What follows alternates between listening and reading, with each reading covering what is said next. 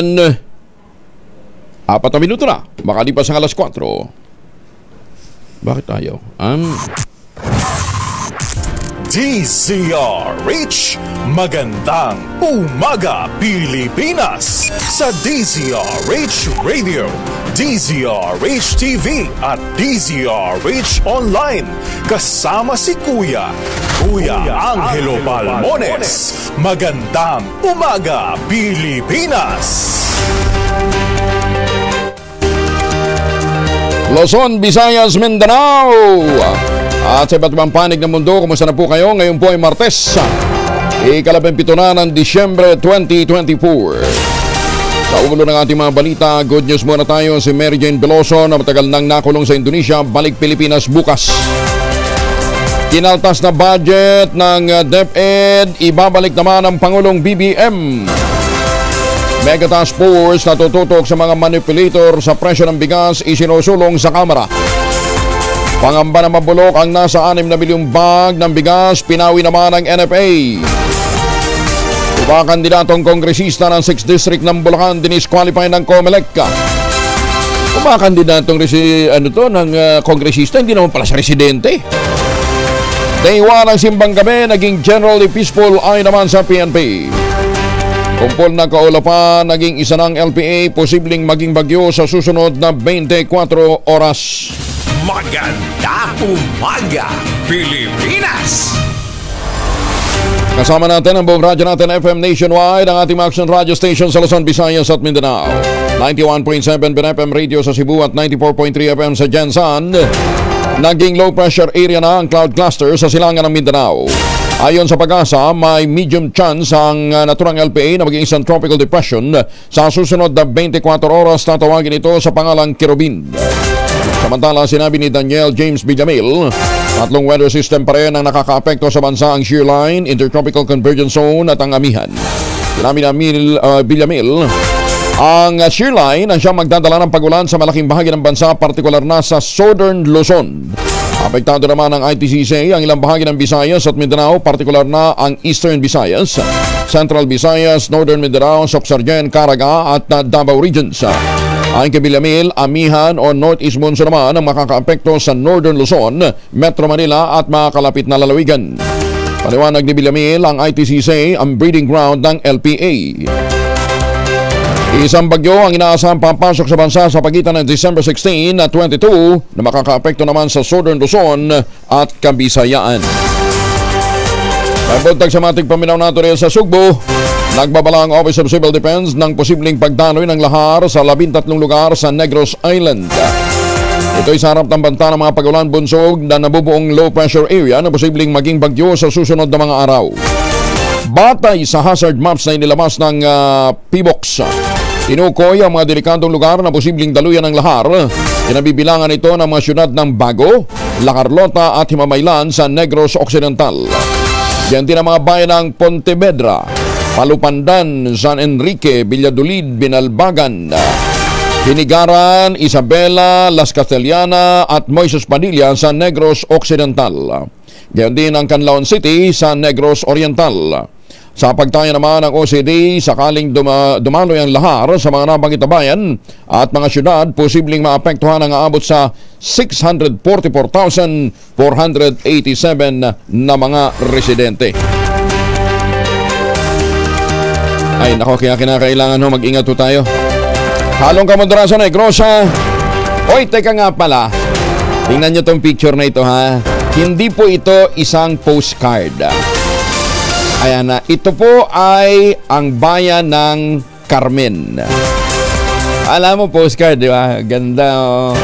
Yan po ay sa bayan ng Carmen, sa Agusan del Norte ba? Basta sa Agusan. Ganda, no ha? Pinagsikapan talaga ng LGU na mapaganda ang kanilang munisipyo para mapasaya ang pagsalubong sa Pasko. Inaasahang uuwi na sa Pilipinas si Mary Jane Veloso bukas, araw ng Miyerkules, December 18. Ayon sa Indonesian Acting Deputy for Immigration and Corrections Coordination na si Newman Gede Surya Mataram, inaasahang maitatransfer na sa Pilipinas si Veloso hanggang bukas. Kasunod dito ng paglipat ni Veloso mula sa kanyang kulungan sa Yogyakarta patungong Jakarta, Indonesia upang simulan ang proseso ng paglilipat sa kanya sa kustodiya ng Pilipinas. Una nang sinabi ng Bureau of Corrections na sa oras na makauwi ng ating bansa, mananatili si Veloso sa Correctional Institute for Women sa Mandaluyong City. 2010 nang maaresto ang 39 anyos ngayon na si Veloso sa Indonesia matapos na mahunihan ang kanyang bagahe ng 2.6 kilo ng heroin, dahilan para siya masentensya ng parusang kamatayan noong 2015. Ibabalik naman ng Pangulong Bongbong Marcos ang 10 bilyong pisong tinapya sa pondo sa budget ng Department of Education para sa 2015. Yan ang tiniyak ng Pangulo matapos na magpahayag ng pagkamahala si DepEd Secretary Sani Angara sa malaking pondong tinanggal ng Kongreso sa kanila para sa susunod na taon. Ayon sa Pangulong BBM, tinatrabaho na nila na maibalik ang tinapyas na pondo dahil nakikita naman ng palasyo na mahalaga ito para sa buong ahensya. Samantala, sinabi ni ng Pangulo na pipilitin niyang mapirmahan ang 2025 national budget bago sumapit ang Pasko. Samantala, nagpapatuloy naman ang paghimay pa sa inaprobahang Bicameral Conference Committee ng Pambansang Pondo para sa susunod na taon.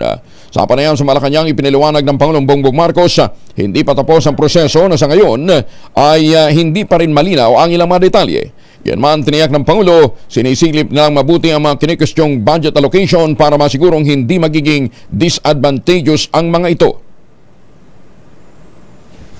Narito ang Pangulo. Nawawala ang Pangulo. So we are returning to those, and all of those elements that are worrisome are something that we're making sure that in the disadvantage. Samantala, umapila naman si Senator Amy Marcos sa Pangulong Bongbong Marcos, huwag munang pirmahan ang panukalang pambansang budget para sa susunod na taon. Sa panayam ng radyo natin nationwide, sinabi ng atin ng Pangulo na dapat ibalik sa Bicameral Conference Committee ang proposed budget upang mabusising mabuti. Nilapastangan kasi niya ng Kongreso ang utos ng Pangulong Marcos sa kanyang State of the Nation address kaugnay ng mga dapat na iprioridad na programa. Binanggit pa ni Senator Marcos na inalis ang 74 billion pesos na subsidiya para sa Philippine Health Insurance Corporation o PhilHealth. Ganyan din ang 10 bilyong pisong tapyas budget sa Department of Education. Panawagan ni Senator Amy sa Pangulo, pakinggan naman ang pagsusumamo ng mga maapektuhang Pilipino, huwag makikinig sa mga taong sumusuway sa kanyang mga direktiba. Sinabi pa ni Senator Marcos, ang presidente na lamang ang pag-asa ng taong bayan upang hindi mawala ng pondo ang mga mahalagang mga programa at mga proyekto ng administrasyon. Hindi lumagda si Senator Amy sa Bican Report ng National Budget dahil nga sa mga tinapyas na mahalagang programa at pangambang puno ito ng naman ng mga sorpresa. Akin na lamang ngayon, nananawagan na lang ako sa aking kapatid. Kung mahina ang boses ko na mag-isa, ngayon nawa, marinig sana na sama-samang sumama ang ating taong bayan. Nung nagsona ang ating Pangulo Bongbong, nagsabi siya ng mga proyektong dapat unahin. Ngayon, sinusuway ka ng mga taong akala mong makakabuti para sa iyo at sa bayan. Yung pala, tinututulan lahat ng priority mo. Nako, kaya nananawagan ako sa palasyo, pakitutukan na ang mga issue at pondo ng budget, line by line yan. Nasa kanya na lamang ang pag-asa. Sisilipin din naman kanyang ang lumulubong budget naman ng Department of Public Works and Highways na nasa 290 billion para sa susunod na taon. Ayon sa Pangulong Bongbong Marcos, batid niya naman na may malalaking proyektong nakalinya sa DPWH. Mahalaga din daw ang proyektong ito lalo na ang flood control projects para matugunan ang lumalalang epekto ng climate change. Pero gate ng Presidente, hindi pa naman tapos ang pagplansya sa pambansang pondo. Tinitingnan pa rin nila kung alin ang pinakakritikal na dapat mapaglaanan ng malaking budget. We will look into the insertions in the public works and see which ones are absolutely necessary. And maybe baka yung iba, titignan natin kung talaga bang critical. We'll see. Posibleng humarap sa tatlong usapin sa saligang batas ang panukalang 2025 national budget na isinabites ng Bicameral Conference Committee. Ito naman ang inilutang ni Senator Coco Pimentel sa gitna ng isyu ng panukalang pondo para sa susunod na taon. Kabilang sa mga ito ang pag-una sa mga proyektong pang-infrastruktura kaysa edukasyon na isang paglamag sa konstitusyon. Kasama rin ang issue hinggil sa mas mataas na inaasahang unprogrammed appropriations sa ulat ng BICAM kaysa sa antas na minumungkahi sa orihinal na budget ng Pangulo. Kinekosyon din ni Senator Pimentel ang pangangailangan ng Presidential Certification of Urgency na kasama sa 2025 national budget. Ginit nito ang proseso ng pondo ay isang nakagawiang bahagi ng kalendaryong pambansa. At hindi nito ginagarantihan ang isang kagyat na deklarasyon. Samantala, mismo ang Pangulong Bongbong Marcos Jr. naman ang dumipensa sa pag-alis ng subsidiya ng PhilHealth. Ginit ang Pangulo, meron pang sapat na pondo ang PhilHealth para sa mga gastusin ito sa susunod na taon at mga kaukulang serbisyo. Sa panayam sa Malacanang, sinabi ng Pangulo na may natitira pang 500 billion na reserve fund ang state insurer. Ayon sa Pangulo, wala pang 100 billion ang halaga ng mga serbisyong ipinagkakalob ng PhilHealth sa kanilang mga miyembro sa loob ng isang taon. Habang ang gastusin nito ay nasa higit 100 billion lamang, kaya sobra-sobra pa ang kanilang reserbang pondo. The reason that we do not want to subsidize it is because it is the subsidy will hook lang doon sa bank account ng PhilHealth, hindi magagamit. Marami tayong paggagamitan noon. So that's a simple explanation there. Is that they have sufficient funds to carry on. Inilunsad naman ng Philippine Amusement and Gaming Corporation of PAGCOR ang flagship infrastructure project nito. Partikular na ang pagpapatayo ng mahigit 1,200 na mga silid-aralan para sa susunod na 4 na taon. Ayon kay PAGCOR Chair at CEO Altenco, lumagda siya sa isang memorandum of agreement para i-formalize ang bagong collaborative undertaking sa DepEd at Department of Public Works and Highways. Ayon kay Tenco, maasa sila na sa loob ng 4 na taon makapagpapatayo ng mahigit 1,000 silid-aralan sa ilalim ng bagong programa. Sinabi ni Tenco na ang nasabing proyekto ng PAGCOR at ang kanilang mga partner agencies ay tututok sa mga malalayong lugar at mga pamayanan. Bukod sa mga gusaling pamparalan, sinabi ni Tenco, magtatayo din ang PAGCOR ng 200 e-learning center. Ilalagay naman ito sa mga lugar na may mataas na konsentrasyon ng mga educational institution. 4:16 ang oras sa buong kapuluan. Oy mga mamis, o pwede ho tayong mag-laundry day today ha? Kunot no ka ba kapag makapit, madikit at malupit ang mancha? All you need is Pride. Ba't mapahirapan ang self sa Pride? Easy at worry-free naman ang laundry. Sa triple stain away formula, tanggalang matitinding mancha based on test sa chocolate, mud and sabon on cotton. Gawa ito ng ACS. Samantala, sa showbiz muna tayo. Programang It's Showtime, posibleng manatili sa GMA7. Yan po naman ang ibabalita sa atin ni Gorgie Rula. Gorgie, good morning! Mukhang tuloy na ang renewal ng It's Showtime sa GMA7 dahil gusto naman ng mga executives ng naturang network na manatili pa rin sa Kapuso Network. Matatapos na kasi ang kontrata nito by the end of this month, kaya inaasahang bago matapos ang taong ito ay magkakapirmahan na. Wala raw silang problema sa noontime show na ito ni na Vice Ganda. Maganda ang ratings at wala naman daw silang utang sa GMA7. Meron na daw silang hinihintay na data bago nila ma-finalize ang renewal. Heto pa ang sabi ng Senior Vice President ng GMA7 na si Attorney Annette Gozon Valdez. Paano na yung latest? Sabi ko kasi, may inintay kaming data kaya natagalan kami bumalik sa kanila. Pero siguro 95%. Wala naman yung problema kasi. Iyan ang pahayag ni Ma'am Annette Gozon Valdez. Hindi lang It's Showtime ang collaboration ng GMA7 at ABS-CBN. Meron pang ibang programang pinag-uusapan pero may clamor na talaga na sana muling magsama sina Catherine Bernardo at Alden Richards. Kaya abangan natin kung masusundan ang box office hit nilang Hello, Love Again. Gorgie Rula po nag-uulat mula sa showbiz ng DZRH. Una sa Pilipinas, una sa Pilipino. Maganda umaga, Pilipinas! Naimbag na bigat ka na kayo amin sa ating mga kababayan dyan po sa Norte. Pinangangambahan ng Pangulong Bongbong Marcos pinangunahan ng Pangulong Bongbong Marcos ang pag-inspeksyon sa libu-libong kilo ng frozen mackerel na nakumpiska sa Tondo, Manila.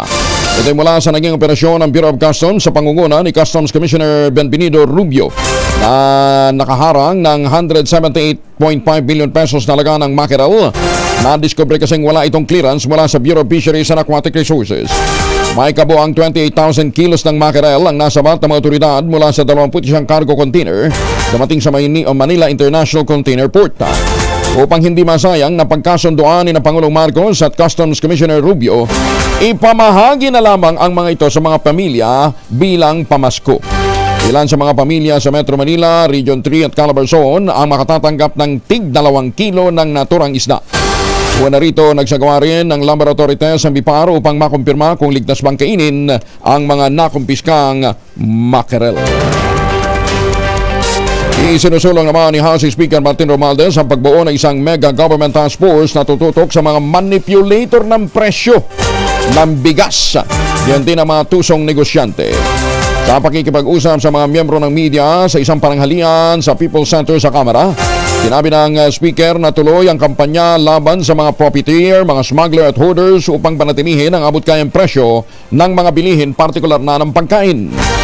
Sinabi pa ni Speaker Romualdez na ang panukalang task force ay maaaring buuin ang mga kinatawan mula sa Department of Agriculture, Department of Justice, National Bureau of Investigation, Bureau of Customs, BIR at DTI. Sa nasabing event, pinasalamatan din at pinuri ng House Speaker ang papel ng media sa pagbibigay ng accurate at relevant information sa publiko sa mga isyong may kinalaman sa public concern. Samantala, hindi kaagad mabubulok yung mga bigas na nakaimbak naman sa National Food Authority. Itong iginiit ang ahensya matapos sabihin ng Department of Agriculture na halos 6 na milyong bag ng bigas ang posibleng masira na.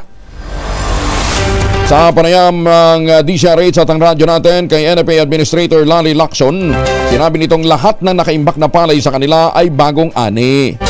Gayunman, tali o mano ang kanilang mga kamay sa pagbebenta ng bigas dahil sa mandato ng Rice Tarification Law, pwede lamang silang magbenta sa mga ahensya ng gobyerno tuwing may kalamidad. Kaya din, sa bagong amyendang Rice Tarification Law, maaari naman daw silang magbenta sa mga diwa pero sa kondisyon na may shortage nga ng bigas. Sa kabila nito, nilinaw ni Lacson na nais lamang nilang ilabas sa merkado ang naturang bigas dahil kung hindi ay wala silang mapaglalagyan ng mga bibilhin ngayong paparating na anihan. At the same time, siguro ito hindi ho masyadong nakikita ng ating mga kambayan ng Pilipino. Kung hindi po namin ito mailalabas, itong 5.5 million, na almost 6, sabihin natin, round of 6 million tons ng bigas, sabay wala po kaming paglalagyan itong anihan pag mamimili na po kaming palay. Asahan po ninyo, marami po magsasabi niyan, ang NFA nag-stop buying or hindi bumibili. Posible pong mangyari yun dahil kung wala po kaming paglalagyan ng palay, mapipilitan po kaming i-slow down po ang ating bili ng palay. Formal namang lumagda sa isang memorandum of agreement ng Department of Agriculture at ng Department of Trade and Industry upang palakasin ang pag-e-export ng mga produktong agrikultural ng Pilipinas at naharapin ang mga hadlang sa export market. Layunin ng MOA na patasin pa ang kita sa pag-e-export ng mga pangunahing produkto tulad ng saging, mangga at seaweed, maging ang mga high-value crops gaya ng kape at kakao. Target din ang kasunduan na palakasin ang posisyon ng bansa sa international market. Bilang bahagi ng kolaborasyon, magtatatag ang DA ng Agri-Export Help Desk upang tugunan ang mga suliraning may kaugnayan sa pag-export. Simula Enero ng 2025, bubuo rin ang Commodity Council upang mapabuti ang koordinasyon sa pagitan ng gobyerno at mga pribadong negosyo. Sa pagpapabuti ng akses sa merkado at pagsusulong sa innovation, layunin ng DA-DTI na gawing global na leader ang Pilipinas sa food export na magbibigay ng benepisyo sa mga magsasaka, mga mangingisda at iba pang mga stakeholder sa buong value chain. Inaasahan na sa strategic partnership na ito, magbubukas sa mga bagong oportunidad at magtutulak din ng pag-unlad sa buong sektor. Maganda umaga, Pilipinas! Abay dapat lang, mantakin ho ninyo pagka nag-harvest ho ng prutas sa Mindanao, nabubulok na lamang ho dahil mas mahal pa ho yung magpaani ka. Diba? Mantakin mo, ang ganda ng ani ng rambutan, ng lansones, ng mangosteen itong nakaraang season. Sagad to the bones ho yung pagsak ng presyo. Maniwala ho kayo, yung mangosteen, ang iba hinarvest na lang dahil sa balat.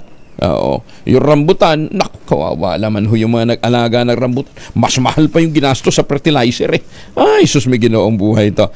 Baka kayo po ay may lakad, mga misis ha. Amoy araw ba si Mr. pag-uwi galing ng trabaho, abay dalian sa germs sa katawan nila para labanan ang amoy araw to may pawis.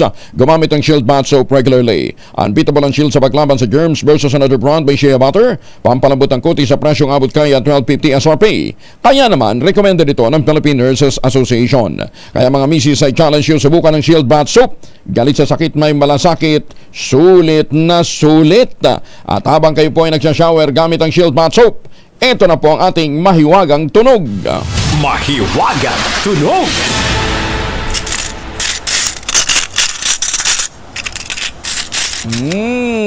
Ano yan, ha? Malaki-laki ang premyo natin, 6,000. Kalahating buong lechon ang pwede mong bilhin ito. Pero ingat daw kayo sa lechon, ha? At baka tumaas ang inyong kolesterol, ang inyong uric. Mahirap na. Kukunti ho ang budget sa atin. Wala nga subsidy ang PhilHealth eh. Ayan, ha? Okay, ang ating mahiwagang tunog ay may dalawang items pero parehong nahulaan na. Kaya hindi na ho tayo magbibigyan ng clue. At yun na lang prinsipyo ng P6 siguro. Pag sinabi kong binabagsak, mahal na tayo. Nasabi ko rin. Ang inyo pong mga sagot, ipapadalo po ninyo sa 0919-2826485. Sundin ang tamang format ng pagte-text.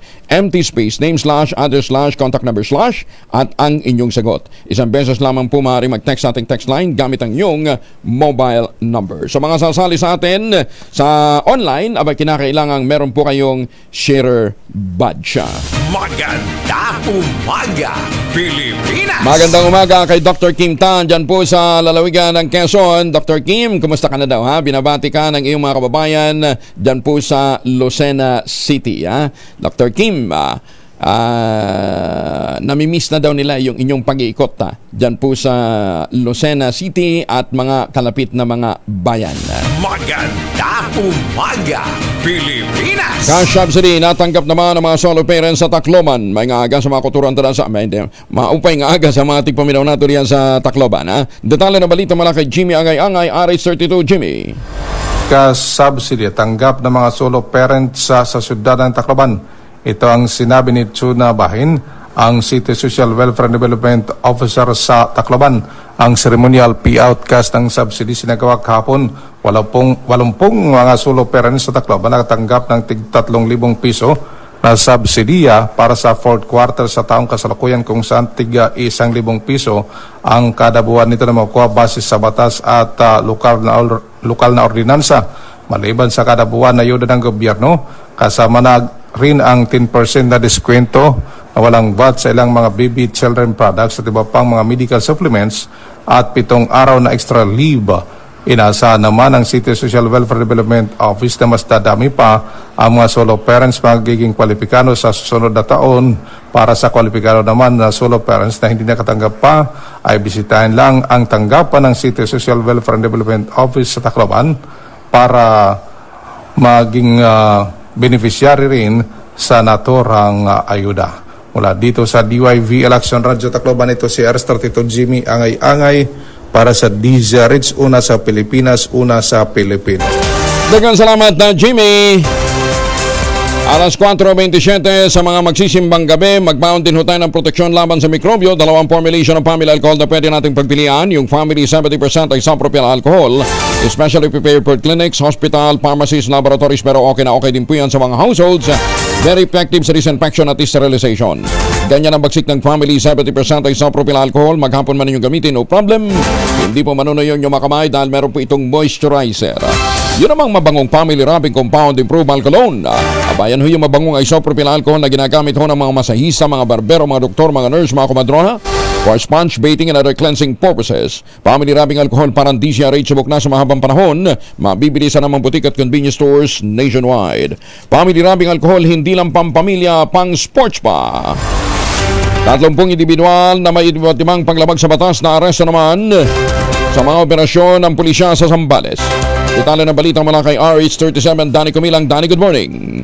Naaresto na sa Zambales PNP sa magkakaiwalay na police operation ang 30 individual na may iba't ibang mga kasong nilabag sa batas. Sa ulat mula sa Camp Captain Conrado Diap, Iba Zambales, kay Provincial Director Colonel Benjamin Ariola, 12 wanted person ang matagumpay na naaresto na may mga kasong attempted rape, robbery, qualified rape, illegal fishing, paglabag sa RA 9262 at PD 1612. At isang most wanted person naman na may kasong acts of lasciviousness. Sa kasong illegal na droga, 14 naman ang naaresto sa 8 ikinasang drug operation at nasamsam dito ang nasa 15.89 gramo ng shabu.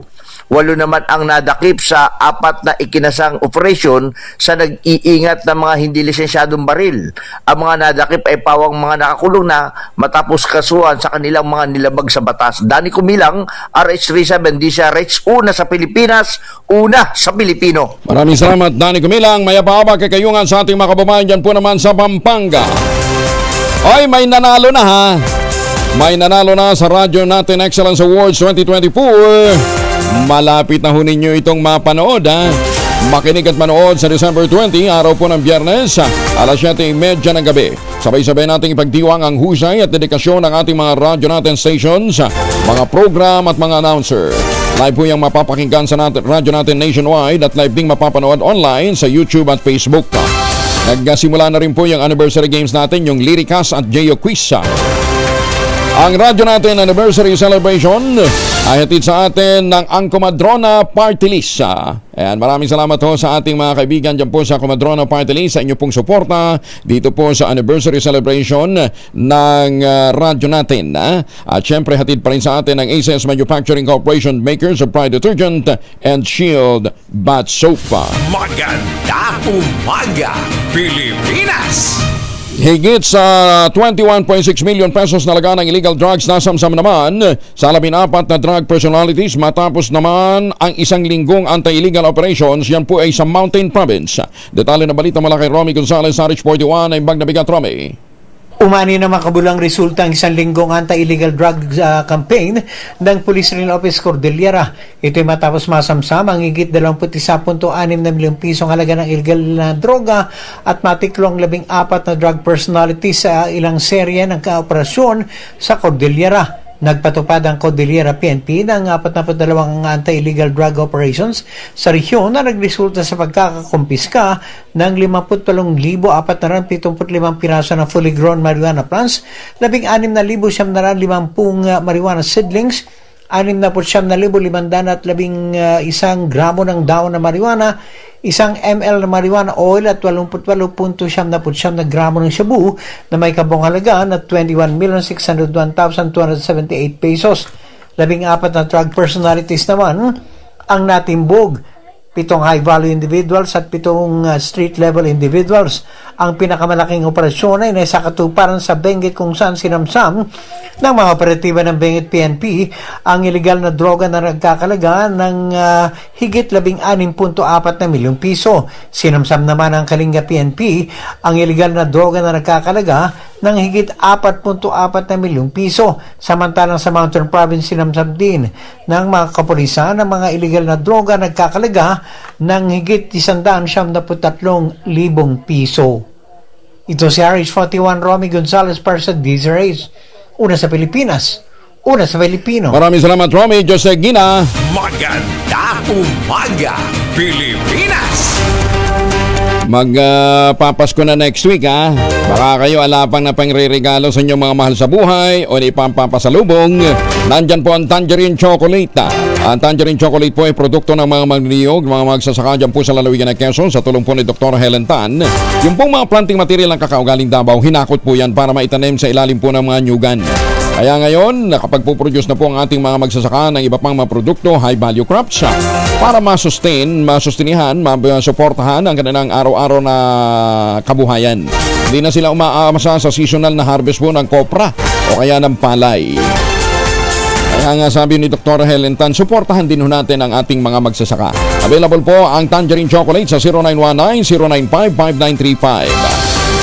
Ang mahigit 10 variants ng Tangerine Chocolate ay makikita po ninyo sa tangerinechocolate.ph. Pwede ninyo kayo mag-place ng order dyan ha.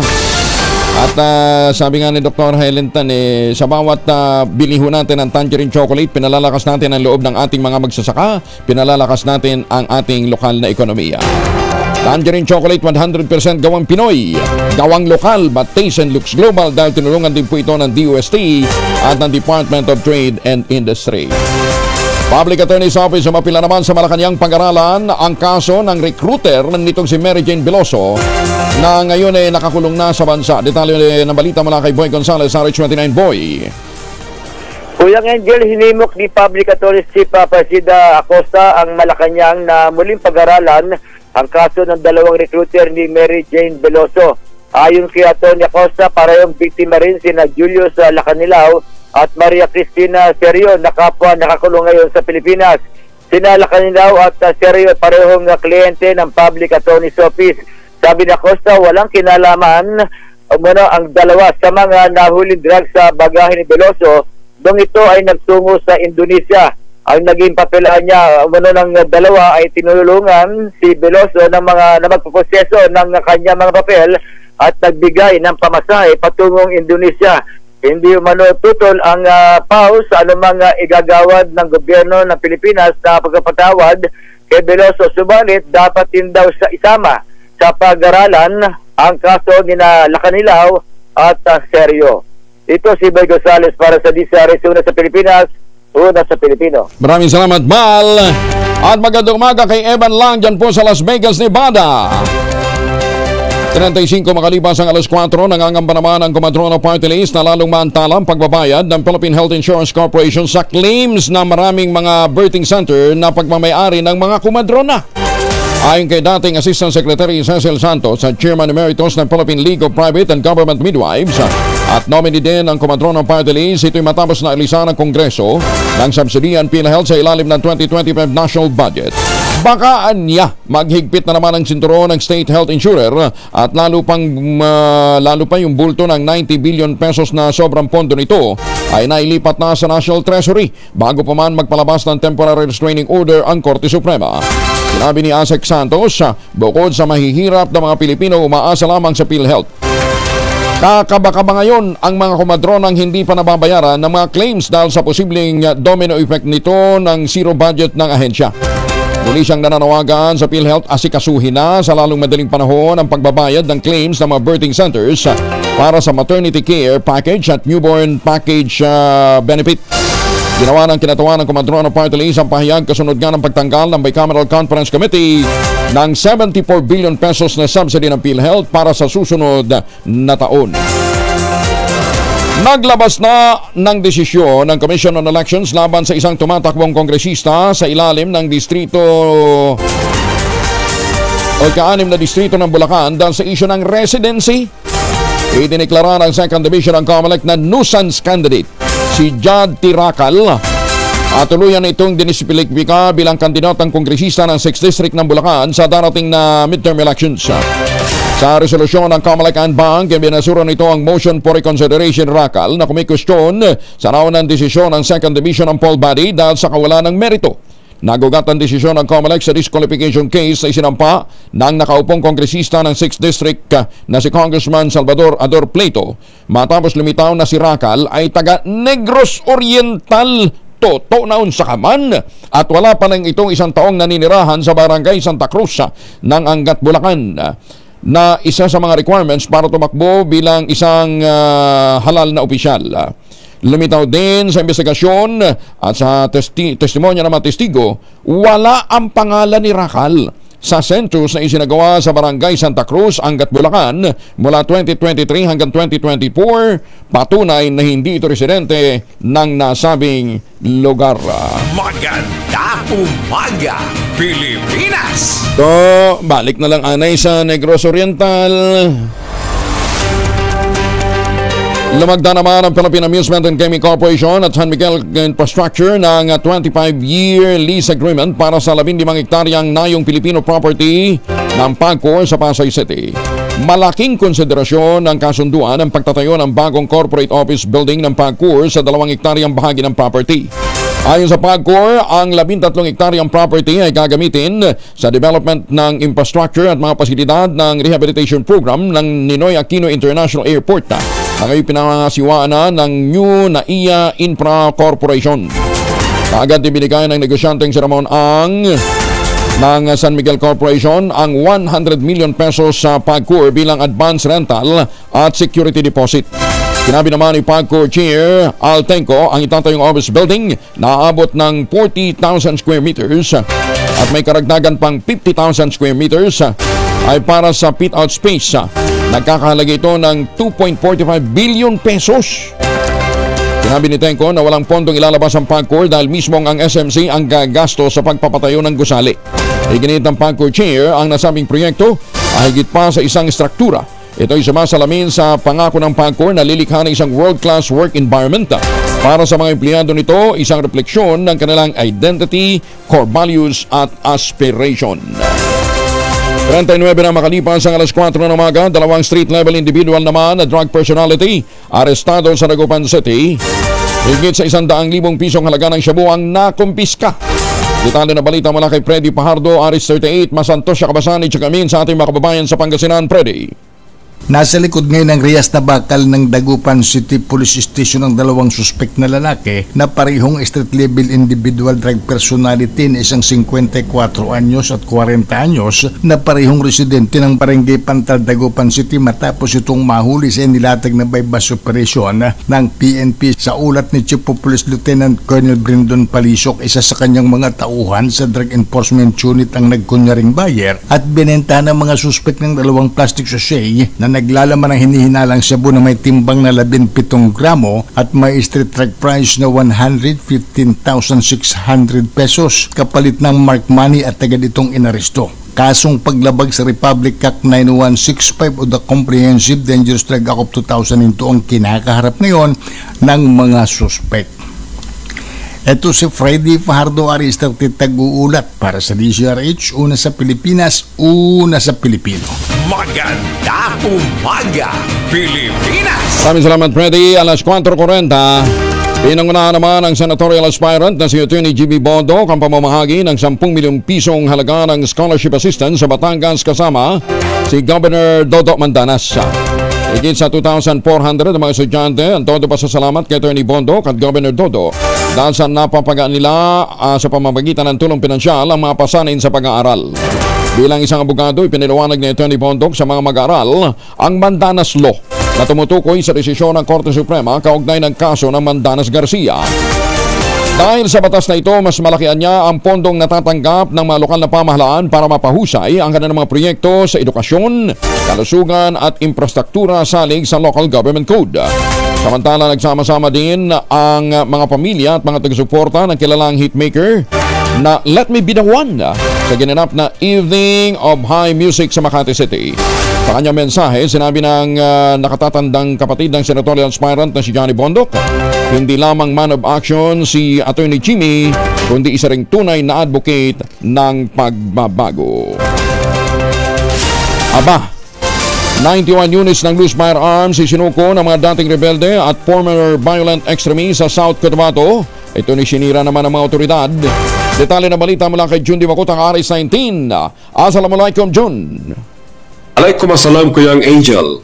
Nasa kabuuang 91 units ng samut-saring baril ay sinuko ng mga dating rebelde at mga dating violent extremists mula sa iba't ibang lugar sa South Cotabato ang formal na ipresenta ng South Cotabato Police Provincial Office sa isinagawang demilitarization program na dinaluhan ng iba't ibang sektor ng lipunan sa pangunguna ng Pro-12. Sa ilalim ng Enhanced Comprehensive Local Integration Program o ECLIP, ang mga baril ay voluntaryong isinuko ng mga dati kalaban ng pamahalaan na ngayon mapayapa ng namumuhay sa piling ng kanilang mga mahal sa buhay. Ayon sa Pro-12 Information Office, si Pro-12 Officer in Charge Regional Director Police Brigadier General Arnold Argente ang nagbigay basbas sa programa bilang Guest of Honor and Speaker na ginanap sa Camp General Paulino Santos Pro-12, Tumbler, General Santos City. Makikita sa larawan ng pagsira sa naturang mga baril. Ito'y sa layuning hindi na umano ma-utilize o ma-recycle pa mga ito. Mula sa Central Mindanao, RH19, Jun Dimacuta, DZRH, una sa Pilipinas, una sa Pilipino. John, maraming salamat. Magandang umaga, Pilipinas! 43 na makalipas ang alas 4 ng umaga. Ay, oras na para tayo mag-ultabayo. Ano ba yung ultabayo? Ang ultabayo po ay postbiotic with Lactococcus lactis strain plasma. Ito po ay dumaan sa mahabang clinical trial sa Japan. Hindi po kwentong kutsero o mga testimonya lang. Clinical trial. Ang bawat kapsula ng ultabayo ay nagtataglay ng 50 billion cells ng Lactococcus lactis strain plasma. Kaya napaka-potent po nito na pagpasok po sa ating katawan, talagang naitataboy po nito yung mga toxins na pumapasok po sa ating sistema. Kasi ina-activate po ng postbiotic o ng ultabayo ang ating commander ng immune system, yung plasmacytoid dendritic cell. Kaya habang natutulog po tayo, itinataboy yung mga toxins sa ating katawan, pinalalakas ang ating immunity, nagkakaroon tayo ng sapat na tulog, magandang tulog. Kaya kung tayo po'y nagkaroon ng magandang tulog, kinabukasan meron ho tayong panibagong lakas at sigla upang harapin na naman ang panibagong stress, puyat at pagod. Yan ho ang epekto sa atin ng ultabayo. Kung meron pa ho kayong mga concerns, mag-text lamang ho sa 0917-110-6580 para masagot po ng ating mga medical experts. Ang ultabayo po ay available sa Mercury Drug, Amesco Drug, Passment Pharmacy, John's Pharmacy, Curamed. Available din po ito sa Lazada at Shopee. Rehistrado sa Food and Drug Administration at halal certified. Pero huwag nating kalimutan, ang ultabayo po ay hindi gamot at hindi dapat gamiting panggamot sa anumang uri ng sakit. Ayan 45 na makalipas ang alas 4 ng umaga. Hindi naman katanggap-tanggap at anti-poor ang desisyon ng Bicameral Conference Committee na bigyan ng zero budget ang PhilHealth na nagresulta sa pag-alma ng mga netizen. Ayon kay Senator Bongo, ang chair ng Senate Committee on Health, bagamat natuklasan natin na may higit sa 500 billion pesos na reserve fund ang PhilHealth, hindi pa rin siya kumbinsido na dapat totally alisin ang subsidy. Sinabi ni Senator Go, paano mag-i-expand ang mga benefits ng PhilHealth sa mga Pilipino kung ni piso walang ibibigay na subsidiya ang pamahalaan. Sinabi pa ng Senador, ipinaglalaban niya na gamitin dapat ng PhilHealth ng tamang pondong meron ito. Ngunit bilang mambabatas, susuportahan niya ang hangarin niya sa pamamagitan ng pagtiyak na mapupunta sa tama ang pondo sa healthcare nang naayon naman sa batas. Sa ilalim ng Universal Healthcare Law, dapat ibaba ng gusto ang bayaring pangmedikal ng bawat Pilipino sa mga susunod na taon. Malayong-malayo pa tayo sa hangaring ito at baka lalo pang umatras dahil naman sa zero budget ng PhilHealth. Magandang umaga, Pilipinas! Babae pinatay ng kanyang live-in partner dahil sa selos sa Davao del Sur. Detalye ng balita mula kay Jun Soter mula sa Action Radio Davao. May buntag ni mo, Jun. Maayong buntag usab, Kuyang Angel. Patay sa saksak ang isang 25 anyos na babae matapos sinaksak ng kanyang kalibin partner pasado alas 5:30 ng umaga noong Disyembre 15, 2024 sa Purok Santo Lower, Barangay Quiago, Digo City, Davao del Sur. Natagpuan ang biktimang si alias Mea na nakahandusay, duguan, wala na buhay at may sugat sa dibdib ang biktima. Ang suspect na kalibin partner ng biktima ay nakilalang si alias Jan, 28 anyos at isang driver. Sa inisyal na investigasyon lumalabas na selos ang isa sa mga tinuturong dahilan na pinag-awayan ng mag-live-in partner na nagresulta sa pananaksak. Samantala nakita ng bayaw ng suspect na tumakas ito kasama ang kanyang 4 na taong gulang na anak. Ngunit hindi nagtagal, naaresto rin ang suspect na si alias Jan sa ikinasang manhunt operation ng kapulisan sa Purok 2, Barangay Aplaya, Digo City. Nasa kustodiya ngayon ang suspect sa Digo City Police Office habang inasikaso na rin ng kapulisan ang kasong isasampa laban kay alias Jan. Ito si June Soter para sa DZRH. Una sa Pilipinas, una sa Pilipino. Daghang salamat mo, John. Samantala, NTC Region 8 inabisuhan naman ang publiko laban sa mga nagsusulputang bagong text scam ngayong holiday season. Detalye ng balita mula kay Jane Galit Bantayan, RH34. Jane? Ngayong holiday season ay kinumpirma ng NTC Region 8 na patuloy naman sa pambibiktima itong mga scammer kung saan nagsulputan ngayong nalalapit na ang Kapaskuhan. Isa sa mga modus operandi ng mga scammer ayon sa NTC yung tinatawag na OTP scam at mga applicable links na pinapadala sa SMS. Nananawagan sa NTC Regional Director Willie Sabala sa publiko mag-ingat sa mga pinapadala na mga applicable links ng mga scammer at iwasan itong i-click kung saan posibleng makuha ang impormasyon ng GCash, Paymaya at iba pa ng mga e-wallet bank. Ayon pa kay Sabala, Nagakalat na naman ito nga pang-i-scam ngayong Pasko na isang paraan ng pananamantala kung saan sa Pasko may pundo o may pera ang tao.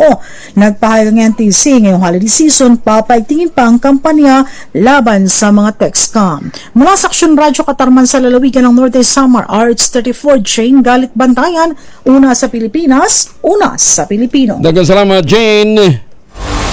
Agarang tinulungan naman ng Department of Migrant Workers sa pangunguna ni Secretary Hans Leo Cagnac ang isang OFW na na-ospital na tenga pa sa Saudi Arabia. Batay sa ulat ng ahensya, si alias Alan ay na-ospital noong Pebrero ng 2024 matapos ma-stroke at 10 buwan siyang hindi makaalis dahil sa kanyang lumulobong bayarin. Umabot po ito ng 8 million pesos na iparating ito sa tanggapan ni Secretary Cagnac. At agara namang umaksyon sa sitwasyon ni Alan para makauwi ng Pilipinas. Inatasan ito si Labat Pidel Makauyag. At si Labat Pidel Makauyag naman ang gumawa ng paraan para ito'y makauwi ng Pilipinas. Nitong nakarang araw, nakalapag na ng Maynila si Alan sakay ng isang wheelchair at ipinaabot ang lubos na pasasalamat sa kalihim at sa buong ahensya.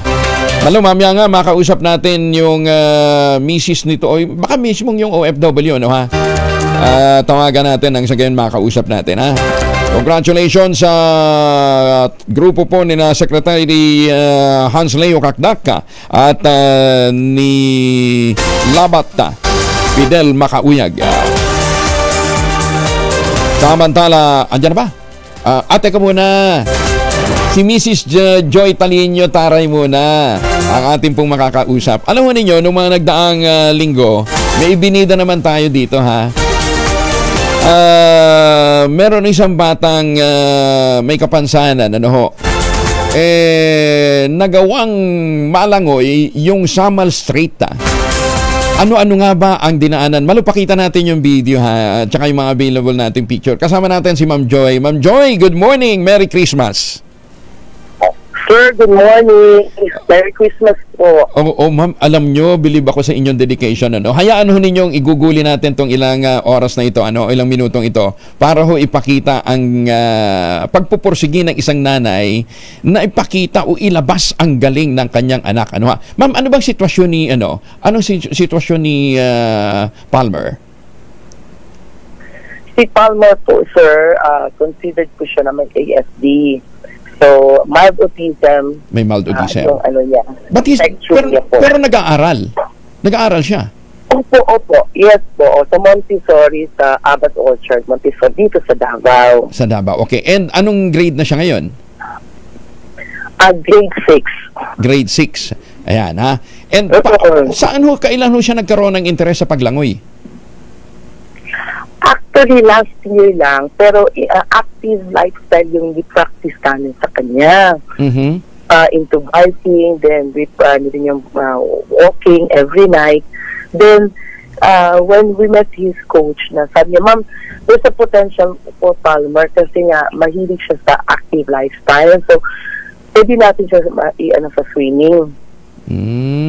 Then, last year lang, then without knowledge or so na-focus na yun siya doon hanggang nakita namin, sabi ng coach na posible siya merong cross-channel, we can do that for him. So we will prepare 4 times a week, 5 a.m. in the morning para continuous training. Then yun, diretso lang po, 1 year na preparation. Ma'am, ang ganda nung inyong paniniwala that autism is not a disability. Nakakatuwa. Sana po lahat ho ng mga magulang na nakikita ho nila na may mga manifestation na inyong mga anak. Ang una ho kasing ang unang hurdle nito ay acceptance. Kaya pag tinanggap ho ninyo na ang inyong anak meron hong autism o meron pong mga handicap, alam nyo, matutulungan nyo sila para maging matagumpay. Di ba? Acceptance yung muna. Tapos ito nga nakakatuwa. Kita nyo naman kung gaano mag-cheer yung nanay. Pero ma'am, kumusta si Palmer ngayon? Actually, yung parang makita niya yung video nga, sir, niya talaga na-appreciate yung sarili niya that, I did it, Mom, like that. So, Yung talagang sabi niya na ngayon pa rin yung training niya. Yung focus na nito, sir, the only thing na nakita namin, yung behavior, nag-improve lalo. Oo nga, ano. Ma'am, at what age nyo na nalaman na meron ho siyang autism? So, remember yung sabi mo na acceptance. As early as 2-year-old, alam na namin na meron 2 years siyang old. spectrum. Doon sa kanyang developmental pediatrician.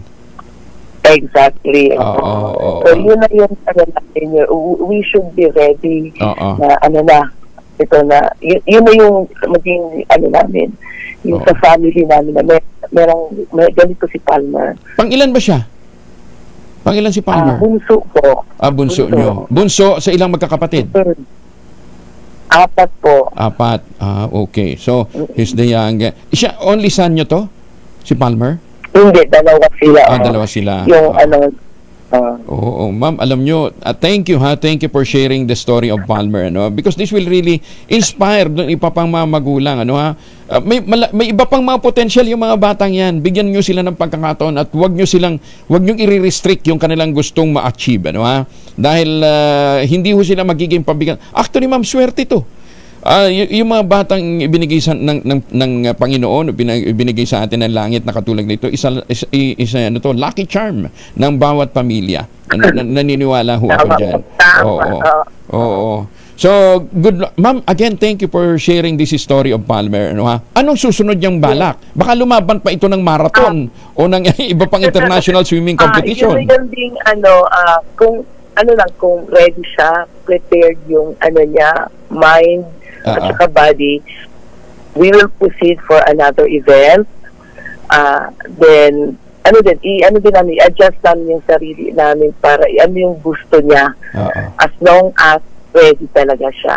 Ayan. Yan na po. Hopefully, merong gina-prepare yung coach na naman. Pero hindi ko po masabi saang lugar dito sa Pilipinas. But, I think he's very excited. Opo. Ma'am, teka muna. So, ilang oras niya nilangoy yung Davao to Samal? We expect, yung expectation na ginagawa ng coach is 2 hours. So, nagawa lang din ng 41 minutes. Wow! Ganun siya kabilis, ha? Yes, sir. Hindi kami nag-expect na 41 minutes makaya niya. Ma'am, again, thank you. Thank you for sharing the story of Palmer and being open about it. Congratulations sa inyo pong sa inyo ng inyong mister, Thank you. Maraming salamat po. And kay Palmer, pakiparating po yung aming pagsaludo sa kanya for this accomplishment. Thank you, ma'am. Sir, I hope that's gonna be an inspiration to all parents and guardians. Yes. That they can do more. The kid can explore other things that we can help. Yes. Ma'am, thank you. Maraming salamat po. Maraming salamat. Thank you, sir. Ayan, si Ma'am Joy Taray, ang nanay po ni Palmer, 12-year-old na may autism na naging matagumpay dito po sa cross-channel na panglangoy mula Davao patungo po ng Samal Island. The first na nakapag-accomplish ng naturang feat dyan po sa Mindanao. Maganda umaga, Pilipinas! Sabi ko nga ho sa inyo, basta't acceptance ho, tanggapin ho natin, immediately magkakaroon po ng intervention at hindi ho kayo tatanggihan ng langit sa lahat ho ng inyong mga pangangailangan kapag kayo po ay may ganyang klase ng acceptance. Magugulat na lamang po kayo. Ang diwa po ng Pasko ay pagmamahalan.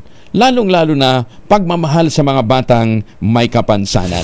Maganda umaga, Pilipinas! 57 na makalipas ang alas 4 ng umaga, balita muna sa ibang dagat, posibleng umabot ng daan-daan o libo-libo pa ang bilang ng mga nasawi sa paghagupit ng Cyclone Chido sa French Indian Ocean, bahagi ito ng Mayotte. Ito ang sinabi ng Prefect na si Francois Xavier Bibuio sa gitna ng Rescue and Relief Operation sa mga nasalanta ng Cyclone Chido na sinasabing pinakamalakas na tumamang bagyo sa French Indian Ocean sa loob ng mahigit na 70 taon. Ayon sa opisyal, hindi pa nila masabing eksaktong bilang ng mga biktima na sa ngayon nagpapatuloy pa ang recovery effort na. Pero sa tindi daw po ng tumamang cyclone, posibleng marami pa ang mga marirecover nila. Muli namang pinadalahan ng summon si South Korean President Yoon Suk-yeol dahil sa hindi nito pagdalo sa unang summon upang sagutin ang mga tanong hinggil sa kanyang deklarasyon ng martial law kamakailan.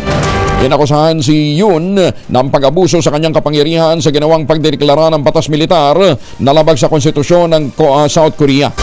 Yan din ang utusan ang military commander na magpadala ng mga tropa sa National Assembly. Pinatawan ng travel ban si Yoon at na-impeach matapos itong magdeklara ng martial law, ngunit ibinasura naman ng National Assembly. Isa sa mga punahing problema nitong si Yoon, yung reklamo laban sa kanyang ESMI.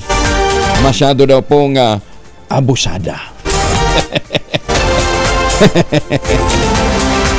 Oy, baka kayo po ay naghahanap ng magandang investment opportunity sa mga kababayan natin dyan abroad. Ito na ho yung pinakamurang ready for occupancy unit ngayon sa buong housing industry. 5% lamang ang down payment, pwede pang gibsa. Ito pa rin ang pangarap na magkaroon ng sariling bahay sa presyong abot kaya. Ang mga proyekto po ng Westchester Realty na tinutukoy natin, yung Severo Mabalacat, Severo Bacolor, Samira at Severo Prestige.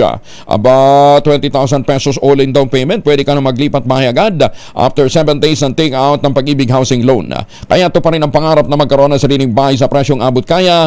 Napakalapit lamang nito sa Clark International Airport at Clark Economic Zone. Nasa loob din po ng township ang simbahan, ang eskwelahan, ang palengke at iba pang mga amenities, pati munisipyo nandyan na. Kaya hindi mo na kinakailangan pang bumiyahe ng pagkalayo-layo para masagawa lamang ang inyong mga dapat na maisakatuparan sa bawat araw.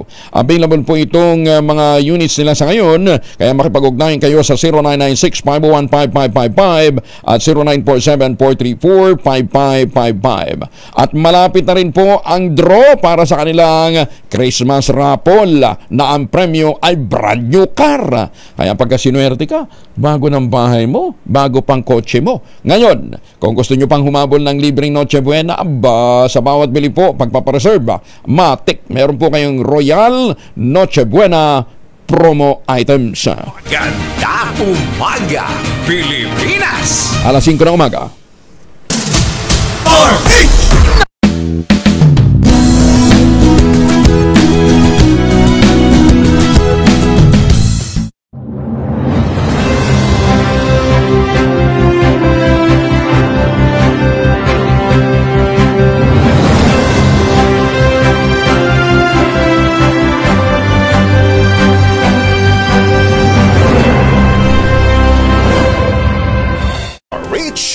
Magandang umaga, Pilipinas! Sa DZRH Radio, DZRH TV at DZRH Online. Kasama si Kuya Angelo Palmones. Magandang umaga, Pilipinas! Isang minuto na makalipas ang alas 5 ng umaga. Muli, magandang umaga sa mga suki natin sa iba't ibang panig ng mundo, sa mga OFW natin sa Middle East, sa Saudi Arabia, no ha? Sa mga Pilipino dyan po sa Hong Kong, sa Taiwan, sa Japan. Ohayo gozaimasu sa mga Pilipino dyan sa Japan, ha? Sa mga suki natin sa Canada, sa Europa, sa Amerika, ha? Lalong-lalo na po yung ating Midnight Singers, ha? Yung mga Midnight Singers na talagang abalang-abala sa kanilang pag-iensayo para sa kanilang mga nalalapit pang mga roadshow dyan po sa Estados Unidos, ha? Kunyambao, si Ma'am Lloyd, si Sir Manny, si Tita Cora, si Sir Art at saka si Ma'am Linda. Ayan, ha. Galingan ho ninyo dahil ang dami na hong nag-aabang sa inyo pong mga darating pang mga roadshows. Alamin muna natin ang magiging lagay ng panahon wala sa pag-asa. Kasama na natin si si Ma'am Grace Castaneda. Ma'am Grace, good morning!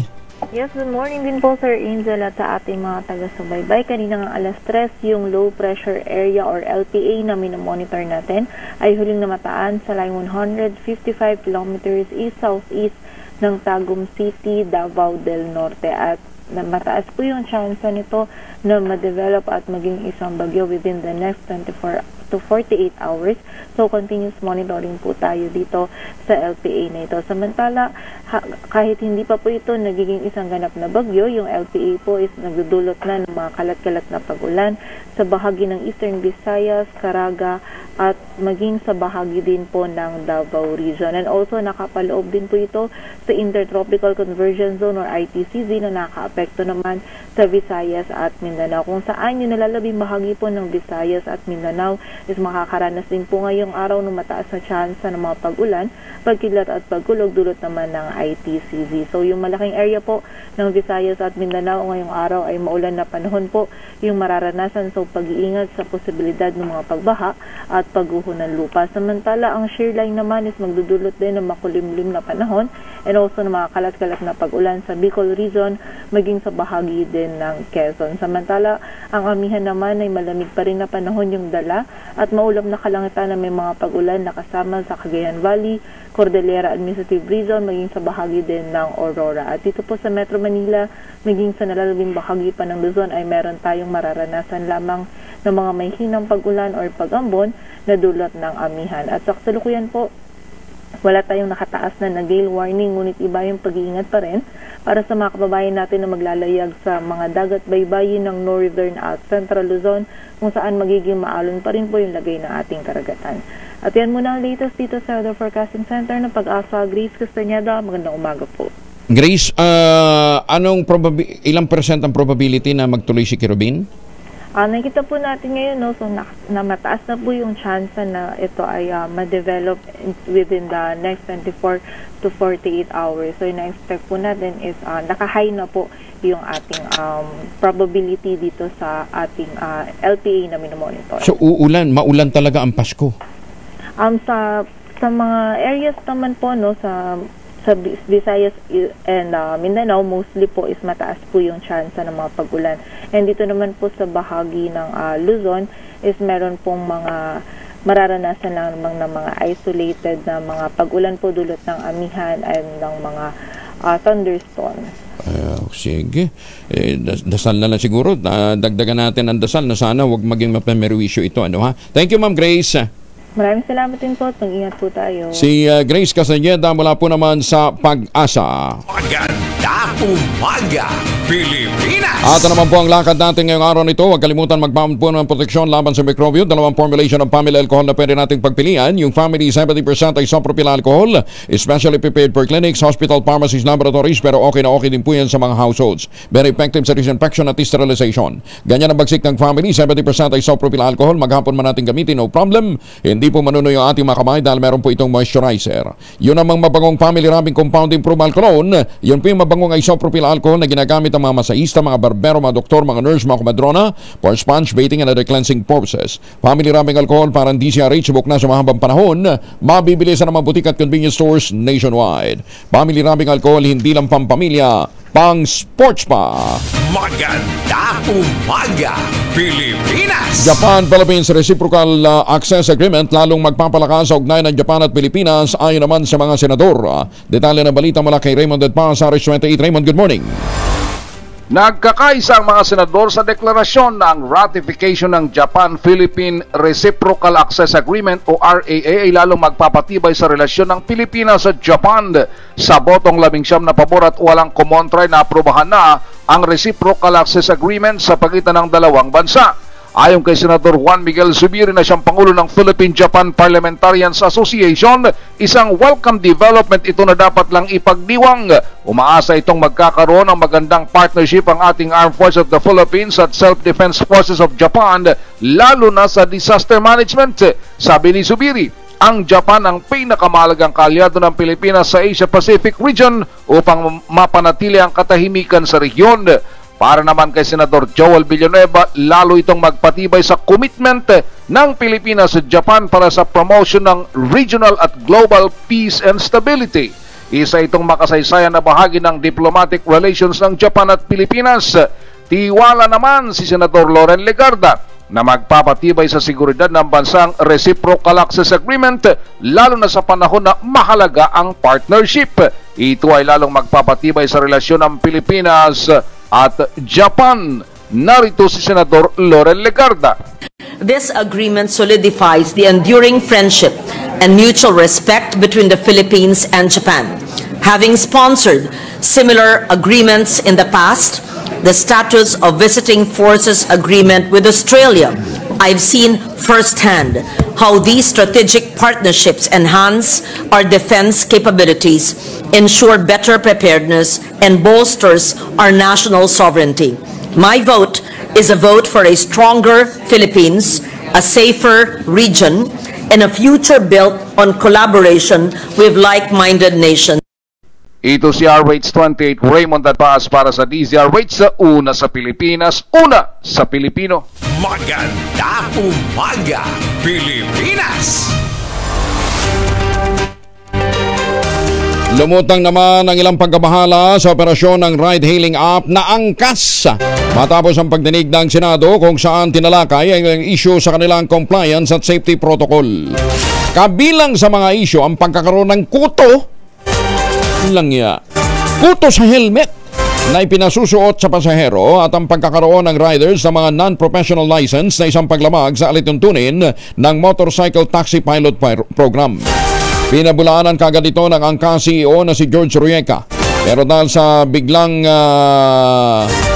dahil din dito bigla namang tinanggal ang ilang non-professional drivers. Naghihinala ngayon ang ilang opisyal na posibleng pag-cover up lamang ito sa issue. Sa kabilang dangda, humihingi na ng tulong ngayon ang mga riders na biglang nasipa sa serbisyo dahil ito na lamang ang kanilang pangunahing pinagkukunan ng pera, lalong-lalo na at paparating ang Pasko. Inilutang din nila ang umano'y sinirang pangako ng angkas nang pumasok sila sa kumpanya kung saan sinabi ng angkas na tutulungan silang maging professional license holders. Pero hindi naman daw po ito nangyari. Sa ngayon, nagpalabas na ng show cause order ang Land Transportation Franchising and Regulatory Board laban sa angkas dahil sa isa pang paglamag sa alituntunin kung saan nasa 50,000 ng kanilang mga riders. Higit na mas mataas sa pinapayagan lamang na 15,000 sa Metro Manila. Wala, may kuto? Yung ginagamit? Ay, teka muna. Isa po sa mga apektado ng kampanya ng pagtatanggal po ng subsidiya sa PhilHealth ay ang kampanya laban po naman sa HIV/AIDS. Kasama natin si Dr. Juan Antonio GP Perez, dating Executive Director po ng PAPCOM. Doc GP, magandang umaga po sa inyo. Doc GP. Yuhu. Teka mo, nawawala, naputol yata si Doc GP Malu, at balikan natin si Doc GP Perez maya-maya, ha? Maganda umaga, Pilipinas! 11 minuto na makalipas ang alas 5 na umaga. Oras na para tayo mag-ultabayo. Pero ang sabi ho ng mga dalubhasa, isang oras bago matulog, 2 kapsula para mas efficient ho nating mapakinabangan ang benepisyo ho ng postbiotic o ng ultabayo. Ang ultabayo po ay kaunahan ng postbiotic food supplement na rehistrado sa Food and Drug Administration, halal certified at rekomendado ng mga doktor. Ito po dumaan sa mahabang clinical trial sa Japan. Hindi po kwentong kutsero, clinical trial. Ang bawat kapsula po ng ultimayo ay nagtataglay ng 50 billion cells ng Lactococcus lactis strain plasma. Kaya pagpasok po nito sa ating sistema, sa ating katawan, na-activate po nito yung PDC, yung plasmacytoid dendritic cell. Yung po yung tinatawag na commander ng ating immune system. Sapat na po yan para itaboy yung mga toksin sa ating katawan habang tayo natutulog. Kaya na-achieve na natin, natutulungan tayo magkaroon ng magandang tulog, nagkakaroon tayo ng sapat na pahinga, kaya't nalalabanan natin ang puyat, pagod at stress. Available po ang Ultabayo sa Mercury Drug Store, Amesco Drug, John's Pharmacy, Pasmed at Curamed. At pero kung may mga katanungan pa ho kaya, po pwede kayo mag-text sa 0917-110-6580. Ang mahalagang paalala, ang Ultabayo po ay hindi gamot at hindi dapat gamiting panggamot sa anumang uri ng sakit. Balikan na natin si Dr. GP Perez. Doc GP. Magandang umaga, Angelo. Apo, kumusta naman ho kayo? Mabuti naman. Ayan, oo. Marami hong sektor ng kalusugan ang nababahala doon nga po sa zero budget para po sa PhilHealth. Ano? Paano ho maapektuhan nun ito yung kampanya natin laban sa HIV/AIDS, Doc GP? Yes, alam mo, ang overall, ang pagbawas ng budget sa PhilHealth, pag zero nito, ay makaka-apekto dun sa mga paglawak ng pag-expand ng benefits ng PhilHealth para sa HIV, laban sa TB, laban sa mga maternal and child care, dahil madadagdagan yung mga beneficyo. Alam mo, marami na ang mga beneficyo para sa mga ganito na tumataas pa ang mortality natin, dumadami ang infant mortality. Kung kailan may mga ganong issue ay babawasan ang budget ng PhilHealth. Teka muna, pero kasama na ba sa package ng PhilHealth ngayon yung kampanya o yung pondo para malabanan natin ang HIV/AIDS?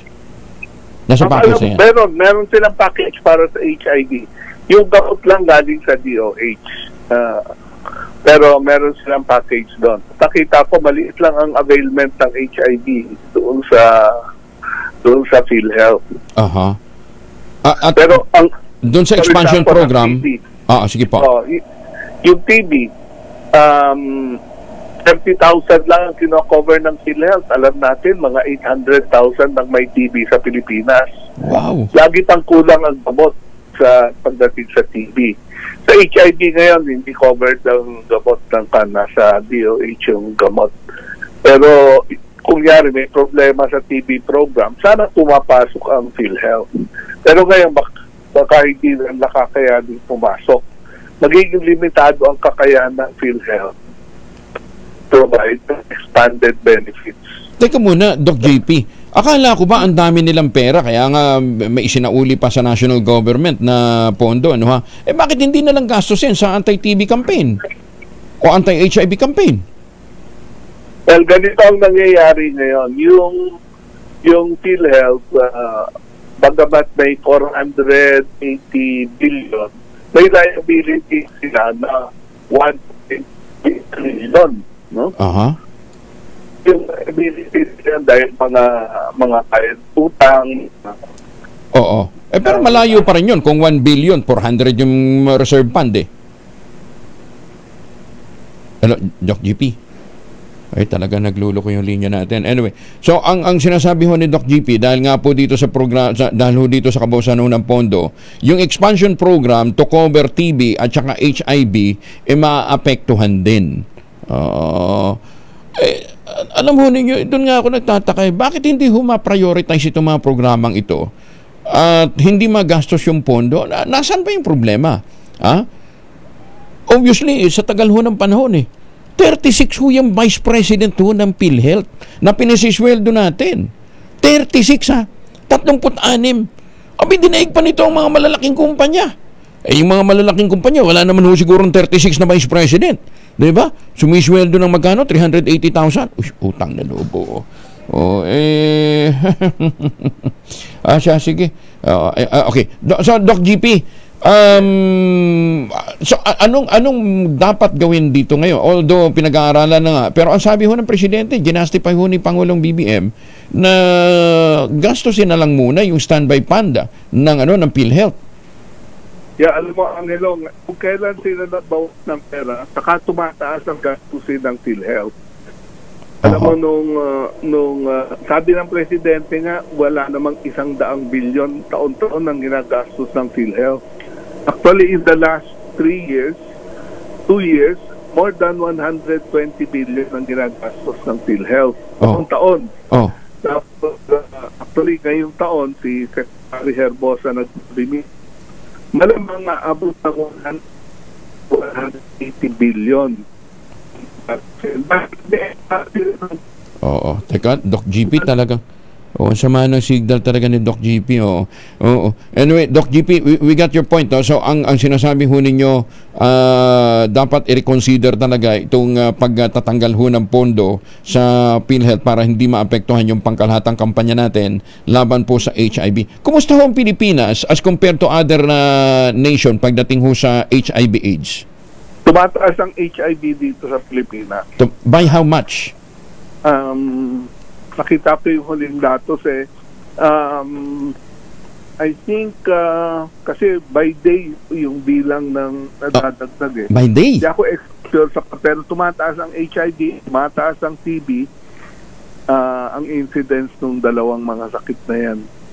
Dapat ito siguro ang pagtuunan ka agad ng pansin ng ano. Kasi, di ba, unang-una, yung TB, matagal na hong napuksa yan sa maraming panig ng mundo eh. Yes, sa Pilipinas, tumataas. Actually, ang bilang ng may TB sa Pilipinas ngayon, 1 milyon. Kita mo? Ang lupit, ano ha? Habang hindi mo natitreat ang TB, nakaka-infect siya ng 20 tao pa, taon-taon.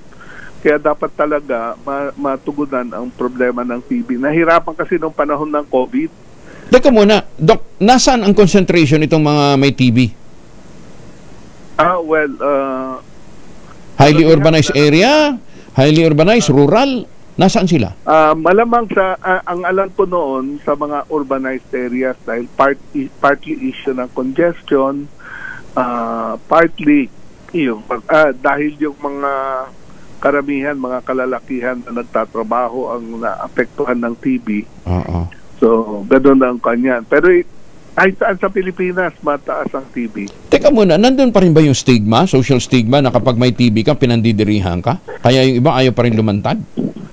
Well, meron pa rin ganun. I think yung kampanya ng DOH has probably reduced yung stigma. Pero marami pa rin nag-aakala na hindi curable ang TB. Hindi nila alam na yung tuloy-tuloy na pag-ubo, lagnat sa hapon, pamamaya ay paaring TB. So may ganong kampanya pa rin dapat gawin ng Department of Health. Ay, susme. So, it's more of advocacy. Dapat na ang pagtuunan din ng ano. Actually, dapat may pondo ho talaga din ng PhilHealth for IEC para sa education, information, education, and communication. Dahil, di ba, the way to prevent disease is to educate the public. Yes. Although, ang alam ko, yung under the UHC law, yung trabahong yan nakatuon sa Department of Health more than PhilHealth. Okay. Sige, tingnan na ho natin anong magiging development dito dahil nire-review naman ho ng Pangulo na yung mga panukalang yan ay itong sinubmit ng BICAM and sana nga ma-reconsider itong paglalaan ng pondo. Ano ha? Well, Angelo, alam mo, ang kailangan gawin, ibalik sa Senado at House of Representatives ang GAA para tingnan kung pwedeng ibalik yung dahil hindi ka pwede mag-veto ng zero Oo nga kasi kung i-veto na siya, so wala ka nang magagawa. Wala kang ibabawas Zero na nga Wala kang dagdag man lang. So, marami rin mga bagay na dapat tingnan. I think may mga senador na nananawagan dito rin. So, suportado namin sila na sa pag-review ng presidente, makita niya na ipakorek niya sa Kongreso itong mga pagkukulang na to. Doc GP, thank you for joining us. Magandang umaga po sa inyo. Merry Christmas. Magandang umaga, Angelo. Ingat po. Salamat. Si Dr. Juan Antonio GP Perez na dating pong Executive Director po ng PAPCOM, isa ho sa mga advocates pa rin ngayon ng anti-TB at pagkampanya rin po laban po sa HIV/AIDS. Magandang umaga, Pilipinas! Sabi nga ni Joel Ilustre, napakahirap daw po sa TB. Gumaling ka na, hindi ka naman matatanggap sa trabaho. O kasi baka mamaya sa medical medical certification mo. Mas mabuti na yung gumaling ka kaysa naman makapanghawa. Dahil 20 ang nahahawa nito sa tala po ng World Health Organization. Ang bawat pasyente po ay nakapanghahawa pa ng 20 a year. Mantakin ho ninyo pag hindi ho natin napigilan yan, di ba? Minsan nakala mo ang sigla-sigla. Uy, walang kinikilala to mahirap, mayaman, may trabaho o wala. Nadadali ho ng TV. Magandang umaga, Pilipinas! Naging mapayapa ang pangkalahatang pagsasagawa ng unang araw ng Simbang Gabi o Misa de Gallo sa buong bansa. Ayon kay Brigadier General Jean Pajardo, tagapagsalita ng PNP, wala silang naitala ng anumang untoward incident at maayos naman ang mga naging misa. Ilang oras bago pa man daw magsimula ang taunang tradisyon, may naikalat na mga tauhan sa paligid ng mga simbahan upang matiyak ang seguridad ng mga magsisimba. Sa ngayon, wala pa rin namang nakikitang anumang banta pa sa buong holiday season pero hindi nagpapakampante ang pambansang pulisya. Maganda umaga, Pilipinas! Binuksan naman ng palasyo ang Malacanang sa mga magmimisa de Gallo o simbang gabi. Ayon sa Presidential Communication Office, bukas sa publiko ang Palace Ground para sa simbang gabi mula sa 4 ng madaling araw hanggang alas 5 ng umaga mula December 16 hanggang sa December 24 yan ha. Habang maaari ding mamasyal ang publiko at silayan ang Christmas display habang nag-i-enjoy ang mga bata ng libreng carnival rides, libreng kakanin, hot chocolate mula alas 6 hanggang alas 11 ng gabi ng December 16 hanggang 23. Sinabi ng Pangulong Bongbong Marcos na nais niyang ma-enjoy ng bawat Pilipino ang Pasko sa kabila ng sunod-sunod na bagyong tumama sa bansa. Alas 5:23 na ang oras sa buong kapuluan. Champion Detergent para Pilipinas. 28 na makalipas ang alas 5 ng umaga. Oy, sa mga Pilipinong pauwi ng Pilipinas, huwag na ho tayong magpasalubong na imported na tsokolate ha. Meron ho tayong world class by taste and by looks na tangerine chocolate. Ito po yung 100% gawang Pinoy. Sa tulong po ni Dr. Helen Tan, yung po mga planting material ng kakao galing Davao, hinakot po yan para maitanim sa ilalim po ng mga nyugan dyan po sa lalawigan ng Quezon. Kaya ngayon nagpo-produce na ho sila ng dekalidad na cacao beans. Meron ho silang high value crops na pinuproduce para magkaroon ho sila ng sariling brand na tangerine chocolate. Available sa 0919-095-5935. Sabi nga po ni Dr. Helen Tan, sino bang magmamalasakit sa Pilipino kundi ang kapwa Pilipino? Kaya sa bawat tangkilik po natin ng tangerine chocolate, pinalalakas natin ang loob ng ating mga magsasaka, pinalalakas natin ang ating lokal na ekonomiya. Ito po ay gawang lokal but taste and looks global dahil tinulungan po ng DOST at ng DTI. Available po sa 0919-095-5935. Ipinagmamalaki din po ni Dr. Helen Tan na meron pong 10 variants ng tangerine chocolate. I-check daw po ninyo sa tangerinechocolate.ph para po sa inyong karagdagang impormasyon. Tangkilikin ang gawang atin para ho lumakas ang loob ng ating mga magsasaka, lumakas din po ang ating lokal na ekonomiya. Magandang umaga kay Mayor Senny Mendoza dyan po sa Talisay, Batangas. Ay magandang umaga kay Cador Plato ha. At kay Ambassador Harry Angping, magandang umaga po sa inyo. Happy birthday kay Congressman Budoy Madrona. Binabati si Kong Budoy Madrona ni Bing Solis, ni board member Bing Solis at saka syempre ng radyo natin dyan po sa Romblon ha. Binabati din syempre siya ng Angko Madrona. Magandang umaga din kay Justice Max De Leon. Uy, teka nga pala ha, nakikiramay nga pala tayo dito po sa pamilya ni Ginoong Vic Miranda o dyan po sa Isabela, ha? Si Manong Vic po ay pumanaw na at pinapaalam po ni Ma'am Anet Ang at pamilya religyoso na si Ginoong Vic Miranda Jr. ay pumanaw na. Ang labi po ay nandyan sa St. Peter Chapel sa Dubinan, East Santiago City. Ang kanyang labi ay dadalhin po sa huling hantungan sa family mausoleum nila sa December 18 pagkatapos po ng misa sa St. James Catholic Church alas 7 ng umaga. Maganda umaga, Pilipinas! Ito na, ang Santa Claus ng Saudi Arabia, si Labat Fidel Makauyaga. Labat, magandang umaga po sa inyo. Ay, magandang umaga po, Congressman Angel.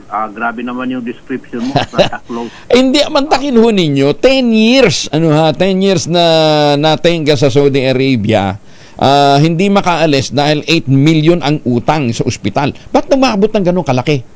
Labat? Ganito yun, Angel. Ito si Alan Pagasian, nagtatrabaho doon and then nagka-stroke siya. Alright, nagka-stroke siya, iniwan na lang ng employer, hindi naman iniwan, sa umpisa, ang employer ang nag-iwan sa kanya sa hospital. Alright. Nung maihatid sa hospital, medyo nahalata siguro na grabe yung sakit. Pagdating ng 2 months period na hindi pa nare-release, totally nag-abandon na itong employer na ito. And then, yun na nga, nalaman ng opisina natin doon na mayroong abandonadong worker pinuntahan at inalam kung ano yung sakit. Nalaman natin, inalam kung magkano ang bill, umabot ng 80,000 SAR. Ay malaki-laki yun. That's more than 8 million. More than 80,000 SAR is mga around 1.2 million. 1.2 million. Opo. So, ang ginawa ng case officer natin doon sa MWO Jeddah ay parang gusto niya habulin yung employer because under the law, ang employer ang may responsibilidad doon. Okay. Ang problema, hindi niya napailan ng kaso. Alright. Oh.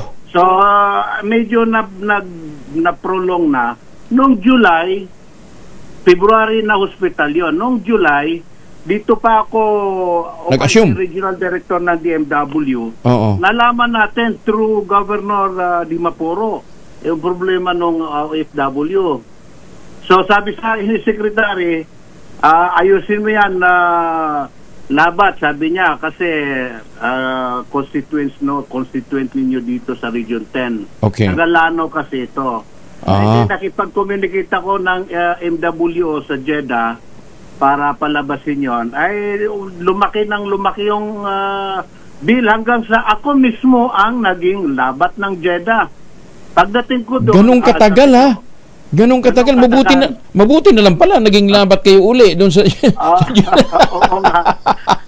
10 months, Congressman Angel, 10 months, saka pa lang natin napalabas at lumobo ng mahigit 8 million yung bayarin. Hospital bills. Opo, wow. Opo. O teka muna. Hindi tayo nagbayad, Congressman Angel. Sino nagbayad? Sino nagbayad? Ganito, bawal kasi sa Saudi Arabia na parang dito sa Pilipinas na i-hostage mo yung pasyente. Dahil walang pambayad ng hospital bills. So ang ginawa natin, nakipag-negotiate tayo muna sa may-ari at yung mismo may-ari ng hospital ang nakausap natin. At yun na nga, ang sabi, sa una, sabi niya, 488,000 SAR. Times more than 15.5 yun, malaki-laki. So, sinabi niya sa akin na hindi pwede. Sabi niya, paano, hindi namin pwedeng i-discharge yan. Paano naman yung hospital bills? So, ni-reduce niya, 300,000 daw. Okay. Sabi ko, charity ang magbabayad niyan. Hindi naman pwedeng bayaran ng aming gobyerno ang lahat ng pagkakautan ng mga Pilipino. Sabi ko, mababang karote ang gobyerno namin. Oo. Sabi niya, parang nahalata ko sa kanya na lumalabas ito sa mga Instagram, sa mga Facebook, sa social media daw, ay mapapahiya ang gobyerno ninyo. Sabi ko, oo nga, parang inano ko na lang sa kanya, parang sumakay na lang ako sa mga sinasabi niya. Pagtalikod namin, sabi ko doon sa abogado natin na in-house counsel, Saudi lawyer, sabi ko, focus all your attention on this problem, sabi ko. Forget all your other responsibility in the office. Focus on this. Kailangan ko, sabi ko, mapalabas mo yan. We have to discharge him as soon as possible because the secretary is waiting for us. So, tinrabaho niya. It took him siguro mga 1 week, nag-file ng complaint sa Ministry of Health against the hospital. Because of illegal detention. Yeah. So sabi ko, ang may responsibilidad dito, yung employer. So ngayon, nag-file ng complaint, ang Ministry of Health mismo ang nag-order o nag-direct doon sa hospital na i-release as soon as possible. Wow. Without paying a single centavo, ha? Not even a single centavo, Congressman. At yun na nga, ang ospital napilitang i-release sa amin. Okay. So kinuha natin, pero pinapirma tayo doon na babayaran yung ospital. Ay di, okay na. Pag ka-release ng worker, nag-file pala ng complaint sa Ministry of Justice itong employer. Pinailan ng kaso, this time, 560,000 na hospital bills. SAR. 560,000 is more than 8 million pesos. Okay. Alright, pinailan at nakita doon sa ABSER account ng worker na pag hindi niya binayaran itong 560,000 SAR, ay magkakaroon siya ng anong tawag dito, judgment, at magkakaroon siya ng travel ban. So hindi namin mapauwi. So nung mangyari yon, para kami nagnakaw ng tao nito eh. Nung mangyari yon, sabi ko, patay tayo kay Secretary pagka hindi natin napauwi. Oo, nakuha na natin, na-report na natin, napunta na sa ating shelter sa Jeddah, sa MWO, tapos hindi natin mapauwi dahil inabot ng travel ban. So agad-agad binilhan natin ng ticket. Buti itong employer ay di nakipag-ugnayan sa atin. Natuwa din siguro siya dahil nakalabas. Alright, nag-issue ka agad ng exit visa. So naka 2 nights siya doon sa ating opisina. Na-purchase natin ng, alam mo, ang masaklap doon, wala pa tayong makuhang direct flight from Jeddah to Manila dahil punuan o bakasyon dalawang holiday. Tapos itong taon na ito ay sakitin pa, naka-wheelchair. Binilhan nyo pa nga daw ng wheelchair eh. Opo. Okay, so nasaan siya ngayon? Nasaan Lanao na? Nakabalik na ng Lanao? Alam mo, kagabi lang, alas 9, kagabi. Lumapag dito sa Lagindingan Airport sa Misamis Oriental. Kasi nakakancel din yung flight niya sa hapon sa Usami City, doon sana dadaan. Ay ngayon, dito na napunta, dumaan sa Cagayan de Oro, alas 10, kinuha ng mga natin, kinuhan. Tamang-tama, nandito na rin ako sa Cagayan de Oro. Ngayon, okay. Tao natin sa DMW Region 10. Okay, teka muna. Labat. At ng UWA. Labat, sandali. RHTV, ilabas nga natin yung mga picture nung pagsalubong ni Secretary Leo Cacdac dito po sa isang OFW. Teka nga pala, Labat, paano ngayon yung hinahabol yung hinahabol nung hospital? Ay, sigurado yan, pati kami habulin yan. Pero mayroon kami paninindigan na ang employer sa Saudi Arabia ang siyang dapat sumagot. Kanilang mga, okay. mga worker. Kahit umabot pa ng billion na bill, basta ang sinabi ng batas, sila mananagot. Okay. Kasi dapat malakihan yung insurance ng ating mga workers. Yun nga, bakit ba nga pala ganun? May insurance sila, hindi sasapat? Mukhang pinipid ng employer yung insurance ng worker. Abay, dapat, isa pa na ito sa dapat na mabusisi din ho ninyo, Pero Labat, ang sabi nyo nga sa akin, itong kasong ito ng OFW na ito, hindi lang naman to nag-iisa kasi marami pang mga Pilipino na talagang pumupunta sa mga center natin, nagpapa-rescue, araw-araw. So, mabuti na lang, maganda yung strategy nyo na may hired talaga kayo na in-house lawyer dyan sa Saudi. Di ba? Maalala mo, yes, Congressman, maalala mo nung una mo akong in-interview. Yun ang inyong nirekomenda. Yeah, this is my advocacy at dapat magkaroon tayo ng mga in-house counsels, na mga secular lawyers doon sa host country na sila ang ilalagay natin sa front line, sabi ko, para i-handle yung mga legal issues na may hirap ng ating mga OFWs. Kasi ngayon pa lang nangyari yan, Congressman. Yes. Siguro itong pag-upo lang ni Secretary Cacdac. Kasi talagang nakipag-away din ako sa kung sino-sino. Sabi ko, kung wala ito, sabi ko, paulit-ulit yung cycle of abuses, problems natin lalo na sa Middle East. Sabi ko, yung American Embassy nga, mayroong mga Filipino lawyers dyan, tapos sila nagsasalita ng English yung salita nila, naintindihan yung batas natin dahil nakasulat sa English. Sabi ko, tayo, million ang tao natin, Saudi Arabia alone, tapos wala tayong abogado ever since. Wala tayong in-house counsel. Ngayon, ang ginawa ng ating secretary, nilagyan ngayon, nag-hire ng mga abogado, in-house counsel. Ngayon lang nangyari yan sa 2024. Labat. Congressman, 2024. Labat, sabi ko nga, kagustuhan ni Allah na kayo ay mapunta muli dyan sa Jeddah dahil ang dami nyo pang misyon. Marami ho kayong kailangang i-rescue. In the meantime, daghang salamat na Labat for accommodating our call. Ha? Thank you. Thank you. Kong, thank you Apo. for giving us the Apo. opportunity. Oo. Thank you po. Ingat po kayo. Assalamualaikum. Si Labat Fidel Makauyag na nakabase po sa Jeddah, Saudi Arabia.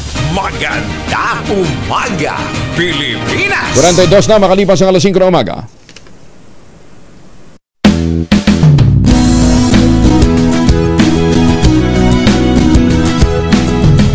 Magbago man ang panahon, doon kami sa gawang Peerless. Champion! Mula sa baretang pangmatagalan, purong powder. Hanggang sa mapulang liquid detergent. Kaya sa labahan, Champion! Tapat, tawa ng katapat. Po sa binangonan, tingnan ho ninyo yung kanilang yung kanilang townhouse, model ho na townhouse, yung Bianca. 2-story townhouse yan with balcony. Tapos may 2 hanggang 3 bedrooms. Yun po yung katuparan ng inyong pangarap na pagkagising ho ninyo. Sasalubong ho sa inyo magandang hangin, magandang simoy ng hangin, malamig na simoy ng hangin, at magandang tanawin. St. Monique Balay. Pwede nyo ma-avail through Pag-ibig Financing at less than 20,000 pesos a month, payable in 30 years. Tawag na po kayo sa 0917-719-7908. Ulitin natin ha, 0917-719-7908 para po sa karagdagan detalye. Ito pa rin ang pangarap na magkaroon ng sariling bahay sa presyong abot kaya. Maganda umaga, Pilipinas! 43 na makalipas po ang alas 5. Ang Pilipinas! 48 na makalipas ang alas 5 ng umaga. Panalo ang Pasko sa DZRH. Dahil sa Pasko Panalo, mas malakas promo. Tutok lang sa DZRH at manalo kapag kayo'y aming natiempohan na nakikinig sa DZRH AM o nanonood sa DZRH TV at DZRH Facebook. Instant may pamasko ka na, may aginaldo ka pa. 1,000 pesos na aginaldo, may pamaskong Noche Buena basket pa. Mula yan sa DZRH. Lakasan lang makinig sa DZRH Radio at tutok lang sa DZRH TV at DZRH Online.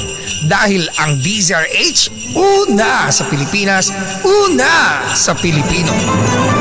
Ang grupo ni Sherwin Alparo ay nag-iikot sa barangay Bagong Bayan, Taguig City. Lakasan nyo na yung mga TV at radyo, baka kayo ang matsyempuhan. Mamimigayan ang 1,000 piso at mga papremyo, ha? Nananawagan si Senator Amy Marcos sa Pangulong Bongbong Marcos tutukan, ayusin ang mga isyu sa panukalang pambansang budget para sa susunod na taon. Ito ay matapos alisin nga ng Kongreso ang budget sa mahalagang programa gaya ng subsidiya sa Philippine Health Insurance Corporation at flood control ng Department of Public Works and Highways. Ayon kay Senator Amy, ayaw lamang niyang mapahamak ang Pangulo at ayaw niyang mabigo ang pamamahala nito. Pinag-iingat din niya ang kapatid na Pangulo sa mga pinagkakatiwalaan nitong mga tao at hinihimok na pakinggan ang boses ng taong bayan para sa kapakanan ng mas nakararami at nangangailangan. Pinaalala rin ni Senator Marcos sa mga kapwa mambabatas na lamag sa batas at nabag din sa konsensya ng tao ang pakialaman ng ilang departamento at mga sangay. Nangangapa pa rin anya siya sa dilim dahil sa kawalan ng mga detalye at mga paliwanag kung bakit nila pastangan ang proposed budget ng ilang ahensya gaya ng DSWD at ng PhilHealth. Naninindigan naman si Senator Marcos na dapat muling busisiin ng Kongreso ang BICAM report na nagsusulong na magbawas ng pera sa mga lehitimong proyekto para lamang sa tinututulan niyang ayuda sa Kapos ang Kita Program o AKAP. Indignation rally naman para sa zero budget ng PhilHealth isinagawa sa Quezon City. Detalye ng balita mula kay Bal Gonzales, RH5 Bal. Good morning, Kuya Angel. Nagpakita ng matinding galit ang iba't ibang labor workers group sa pamamagitan ng pagsisindi ng kandila sa Boy Scout of the Philippines Circle sa kanto ng Tomas Morato Timog Avenue sa Quezon City kagabi. Ito'y bahagi ng pagkondina ng mga manggagawa sa desisyon ng Bicameral Conference Committee na zero budget ng PhilHealth. Kabilang sa nagsagawa ng indignation rally ay ang grupo ng Partido Manggagawa at Nagkaisa Labor Coalition. Ayon kay Sunny Matula ng Nagkaisa, malinaw na issue ng working class ang pagtapya sa subsidy ng PhilHealth.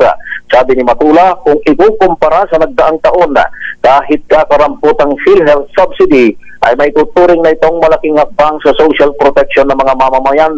Panawagan ng Nagkaisa, i-veto o wag pirmahan ni Pangulong Ferdinand Bongbong Marcos Jr. ang zero allocation at ipabalik ang funding sa PhilHealth. Kapag hindi anil ito nangyari, ay tutulog na sila sa Korte Suprema. Nakikiisa rin sa aktibidad si Agri-Party List Congressman Wilbert Lee na humihiling ng revamp sa matataas na opisyal ng Department of Health. Ang aktibidad ay build up o simula pa lamang ng isang malaking rally na itinakasa ng mga labor organization. Ako, si Val Gonzales, DZRH, una sa Pilipinas, una sa Pilipinas. Maraming salamat, Val. Pero sabi naman ng PhilHealth, meron daw sapat na ayuda ang mga miyembro ho ng PhilHealth sa mga benepisyo. Detalye na balita mula kay Edniel Parosa, RH52. Edniel, nawawala si Edniel. Ayan, Edniel, go ahead. Kuya Angel, tiniyak nga ng PhilHealth, Philippine Health Insurance Corporation na magpapatuloy ang pagbibigay nito ng benepisyo sa lahat ng Pilipino kahit wala itong makukuhang subsidiya mula sa gobyerno. Ayon kay PhilHealth President Emmanuel Ledesma, naunawaan nila ang karunungan ng BICAM para bigyan sila ng zero budget sa 2025. Hamon daw ito sa PhilHealth na pag-ibayuhin ng serbisyo para makakita ang Kongreso ng rason para magbigay ng subsidiya. Ginawa Ledesma ang pahayag kahit mandato naman talaga ng batas ang pondohan ng PhilHealth sa pamamagitan ng Universal Healthcare at Syntax Law. Sa ngayon, may 281 billion pesos na reserve at 150 billion pesos na surplus ng ahensya hanggang itong buwan ng Oktubre. Ito si Edniel Parosa, nag-uulat para sa DZRH. Una sa Pilipinas, una sa Pilipino. Maraming salamat, Edniel. Samantala, mamalengke muna tayo. Nasa Baclaran Seaside Market ngayon si Giselle Ricaport, RH15. Giselle, good morning. Good morning, Kuyang Angel. Nagmahal pa yung presyo ng isda dito sa Baclaran Seaside Market habang papalapit ang Kapaskuhan. Ang sariwang galunggong sumipa sa 280 pesos mula sa dating 250 pesos kada kilo, habang 220 pesos naman yung frozen. 280 pesos yung bangus mula sa dating 250 pesos kada kilo, habang 180 pesos na ngayon yung kada kilo ng tilapia mula sa dating 160 pesos lamang. Ang lapu-lapu, 700 na ang kada kilo mula sa dating 680 pesos, habang 400 na yung kada kilo naman ng pampano mula sa 380 pesos noon. Ang tawiles mabibili ngayon sa 180 pesos kada kilo, tumaas ng 30 pesos mula sa dating 150 pesos kada kilo. Ang salmo naman 750 pesos na ang kada kilo mula sa dating 680 pesos. Ang bisugo 420 pesos kada kilo mula sa 390 noon. Ang asuhos naman 420 pesos ngayon mula sa dating 380 pesos, habang ang dapa mabibili sa 350 pesos kada kilo mula sa dating 300. Yung lobster naman nagmahal sa 280 o 2,800 pesos mula sa dating 2,200 pesos kada kilo. Ang California crab 580 pesos ang kada kilo ngayon mula sa dating 450 pesos. Ang lapu-lapu tiger naman 600 mula sa dating 500. Ang pusit 520 pesos mula sa dating 450 pesos kada kilo, habang ang hipon sumipa ng 50 pesos, 450 pesos na ngayon ang kada kilo mula sa dating 400. Ayon sa mga vendor, asahan na tataas pa ang presyuhan ng seafood habang nalalapit ang Pasko at Bagong Taon. Ito si Giselle Ricaport para sa DZRH, una sa Pilipinas, una sa Pilipino. Maraming salamat, Giselle. Magandang umaga, Pilipinas! 5 minuto na lamang, ASS na umaga. Location ng ating rowing team. Namamas po. Ay, magandang umaga sa mga taga South Korea, pero may winner na si Sherwin Alparo. Sherwin! Yes, Kuya Angel, magandang umaga. Live mula dito sa Barangay Bagong Bayan sa Taguig City, kung saan pumapasok ba yung Zoom? Naman, oo, napapanood kita. Go, go, go. Ayan na, Kuya Angel, dahil nag-aagahan na. Naku, ang sarap naman ang agahan. Ano yung bagnet? May tuyo, may lumpia, may ham. Aba, napaaga ang Pasko. Galing sila sa simbang gabi. Pero mag-aagahan na ngayon si ma'am. Papasok na ang ating teacher winner ngayong umaga. Magandang umaga po, ma'am. Pangalan nyo? Good morning. Angeli Trinidad po. Si Ma'am Angeli, palagi kayo naka-tune in sa DZRH kasi yun yung cellphone nyo. Ayan, naka-tune in sa DZRH. Opo. Loading nga lang ngayon. Mahina ang signal. Mahina. Ang signal ng Wi-Fi. Opo. Naka-Wi-Fi kayo? Opo. Oo. Live out. At sino paboritong announce sa tuwing umaga po? Siyempre po, walang iba kundi si Angelo Palmones from DZRH. Angelo Palmones, meron ka 1,000 pesos! Thank you po. At siyempre, meron din kayong DZRH Noche Buena Grocery Pack. Yan, sa inyo yan. At siyempre, meron din kayong DZRH Umbrella. Yan, para po sa inyo. Para kapag lumabas kayo mamaya, hindi kayo mahamugan. Maraming salamat po. Maraming Merry salamat. Christmas. So, nag-aagahan na si ma'am, papasok na sa school. Saan school kayo? Bagong Tanyag Integrated School po. Taga Bagong Tanyag Integrated School. Anong grade po ang hawak nyo? Kinder po. Kinder, kaya pala mukhang bata rin si ma'am. Sa mga nais manalo ng 1,000 pesos, lagi tumutok sa DZRH. Baka kayo na ang susunod dating winner sa DZRH Pasko Panalo from March number 6. Sherwin Battle para DZRH. Una sa Pilipinas. Una sa Pilipino. Maganda umaga, Pilipinas! Maraming salamat, Sherwin, at sa mga suki natin all over the world, maraming salamat po. Pinuna ng leader ng Kamara de Representantes, si Vice President Sara Duterte, sa pahayag na sasagutin nito ang impeachment proceeding sa mga alegasyon laban sa kanya. Kung wala manong kasalanan ang Vice Presidente, hindi ito dapat mamili ng venue para sagutin ang mga alegasyon kasama ng irregularidad sa mali paggamit ng confidential fund. Ibinunto ni House Majority Leader Jay Kong-ho ng Zambales. At tingog Party List Representative Judas Isidre, dapat humarap din si VP Inday sa investigasyon ng National Bureau of Investigation kaugnay ng pagbabanta nito sa buhay ng Pangulong Bongbong Marcos. 2x2 sa TCS Balita, susunod na magtanim ng kawayan para sa kalikasan at kabuhayan. Ang ating quote of the day ngayong araw na ito ay hango po mula sa si Charlie Chaplin. Ang sabi po ni Charlie Chaplin, we think too much and feel too little. 2x2 susunod na ACS Balita in just a while. Biogesic for kids, now in syrup formula.